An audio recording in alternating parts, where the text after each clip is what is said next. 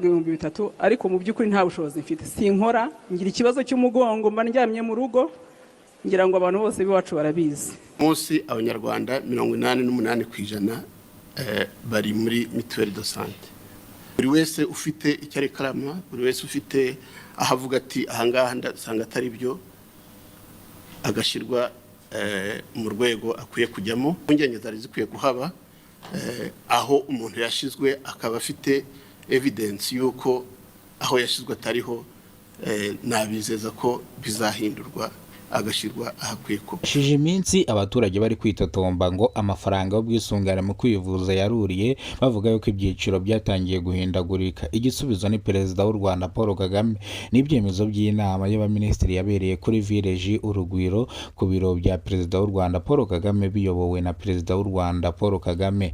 Ibyemezo by'inama byavugaga ku bijyanye na mituweli, uburyo ibyiciro byasubizwa uko byari bimeze, aho kugira ngo umuturage ahore ataka ataba bivuze ngo babikore hakiri kare kugira ngo abaturage bazagere mu kwezi kwa karindwi ko kwishyura ubwisungane mu kwivuza ibyiciro byarasubiye uko byari bimeze. Nk'umuntu ari mu cyiciro cya kabiri akisanga mu cyiciro cya kane, uyishyuraga 3,000 ugasanga arimo yishyura 20,020. Ibi ngibi Perezida w'u Rwanda Paul Kagame yabihakanye yivuye inyuma, avuga yuko ibyiciro bigomba gusubizwa uko byari bimeze kandi vuba na bwangu kandi ntibitindeho kugira ngo abaturage bazabone uburyo kibishyura mituweli.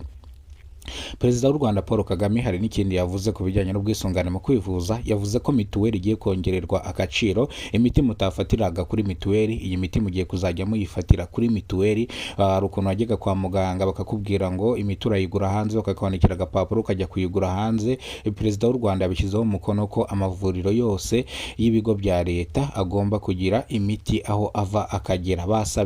Basabye Dogiteri Nsanzimana Sabe yuko amafaranga y'ubwisungane mu kwivuza cyangwa amafaranga ya mituelle de santé atangwa, ariko amafaranga yamara gutangwa Dogiteri Nsanzimana Sabe akabikurikirana, amavuriro akajyahereza amafaranga hakiri kare, ndetse akagenda akayatanga, ibigo nderabuzima bikagura imiti kugira ngo batohereza abaturage kugura imiti hanze, imiti yabuze muri stock y'ivuriro. Bino rero Perezida w'u Rwanda Paul Kagame yabivugiye mu byemezo by'inama y'abaminisitiri yabereye muri Village Urugwiro.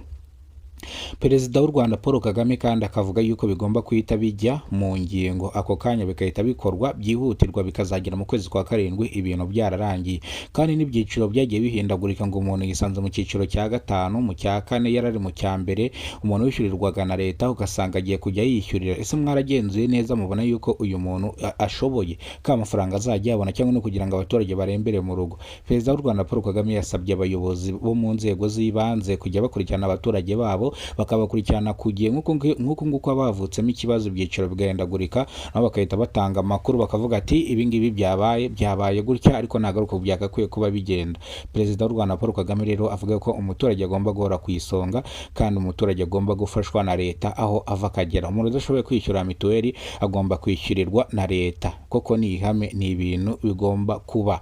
Umukene agomba gufashwa na leta agakira, akava mu bukene agakira. Bityo rero n'utwo bari bafite ntago bashaka yuko tubavaho ngo ni ukwishyura ubwisungane mu kwivuza. Excellence Paul Kagame yongeye kugaruka ku biciro ku isoko, abaza nimba ibiciro byariyongereye. Ushinzwe ibijyanye n'ubucuruzi n'ubugenzuzi yavuze yuko ibiciro ku isoko ahubwo biri kugabanuka kubera ko hagiye hashyirwaho nkunganire ya leta. Ibyo ngibyo Perezida w'u Rwanda Paul Kagame yabimushimiye, avuga yuko azajya agenzura minisitiri arebe yuko abantu buriza ibiciro umunsi ku munsi abafate kandi abahane. Bivuze ngo ibiciro bigomba kuguma ari bimwe. Ni mu gihe rero abacuruzi bagaragaza imbogamizi, bavuga yuko ibikomoka kuri esase, peteroli na mazutu byuriye, bivuga uko rero ibiciro nabyo bigomba kurira. Ariko Perezida w'u Rwanda Paul Kagame avuga ko hashyizweho nkunganire ya leta kugira ngo ibintu bitakomeza kurira ku isoko. Bivuze ngo rero umuntu wese uzagerageza kuriza ibiciro bihabanye n'amategeko azahanwa.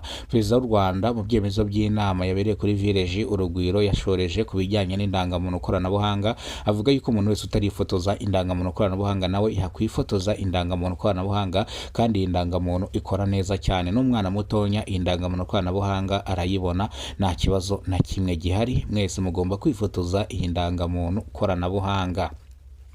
Perezida w'u Rwanda Paul Kagame yarangije ikiganiro cye yagiriye kuri Village Urugwiro arimo avugana n'abaminisitiri yongera gushimira abanyarwanda bamutoye, abanyarwanda bakomeza kumuhereza icyizere ngo abayobore, avuga yuko azabayobora kandi akabayobora neza cyane. Agomba kubaka igihugu cyacu cy'u Rwanda, amaze kukigeza ni heza, aho yagikuye ni habi, aho amaze kukigeza rero ni heza cyane kurushaho, bityo azagomeza ashigashire icyubahiro cy'u Rwanda kandi azakomeza arinde u Rwanda n'abaturage barutuyemo.